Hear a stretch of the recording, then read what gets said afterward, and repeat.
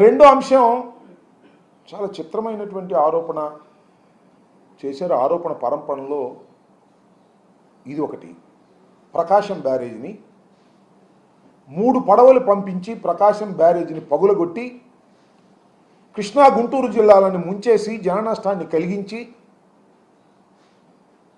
తద్వారా రాష్ట్రపతి పరిపాలన తీసుకొచ్చి మళ్ళీ తిరిగి జగన్మోహన్ రెడ్డి గారు ముఖ్యమంత్రి కావడం కోసం పన్నిన కుట్ర అనేది ఒక ఆరోపణ చేశారు. దాని మీద విచారణ అన్నారు, దాని మీద కేసులు అన్నారు, ఇద్దరిని అరెస్ట్ చేశారు. సరే, అఫ్కోర్స్ వాళ్ళకి బెయిల్ వచ్చింది. విధ్వంసకారుడు అనేటువంటి ముద్ర వేసేటటువంటి ప్రయత్నం చేస్తున్నారు.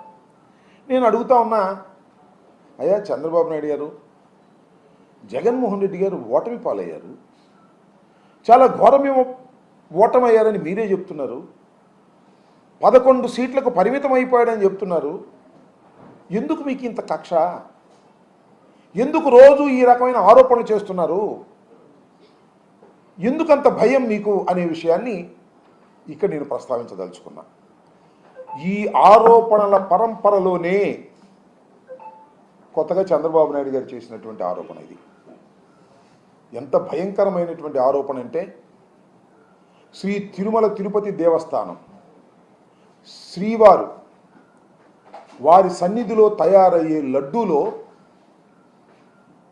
కల్తీ ఉంది, ఆ నూనెలో కల్తీ ఉంది, ఆ నెయ్యిలో కల్తీ ఉంది, అది ఒక అంశం.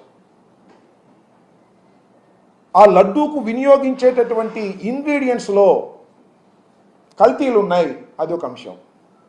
నెయ్యిలో జంతువుల కొవ్వుతో తయారు చేసింది ఒక కల్తీ ఉంది, అది ఒక అంశం. అది మారి అది ముదిరి నాకు చాలా ఆశ్చర్యం వేసింది. ఈనాడులో రాశారు నిన్న, పెద్ద ఎత్తున కల్తీ, పంది కొవ్వు, గొడ్డు కొవ్వు, చేప నూనె ఉన్నాయని నిర్ధారణ చేయలే వాళ్ళే. వాళ్ళు రాసింది కూడా చెప్తా. జగన్మోహన్ రెడ్డి గారి హయాములో తిరుమల తిరుపతి దేవస్థానం మహాప్రసాదమైన లడ్డూ తయారీ వినియోగించిన నెయ్యిలో పంది కొవ్వు, గొడ్డు కొవ్వు, చేప నూనె వంటివి కలగలిసి ఉండవచ్చుననే అనుమానాన్ని గుజరాత్కు చెందిన నేషనల్ డైరీ డెవలప్మెంట్ బోర్డ్ కాఫ్ లిమిటెడ్ సంస్థ వ్యక్తం చేసినట్టు తెలుగుదేశం పార్టీ తెలిపింది. వాళ్ళు ఏం వ్యక్తం చేశారు? అనుమానం ఉందని చెప్పారని వాళ్ళే రాశారు. ఇది ఉన్న విషయం. దీన్ని నాకు అర్థం కావటం లేదు. ఇంత పెద్ద ఎత్తున చర్చకు చంద్రబాబు నాయుడు గారు ఎందుకు పురిగొల్పారు? నిజంగా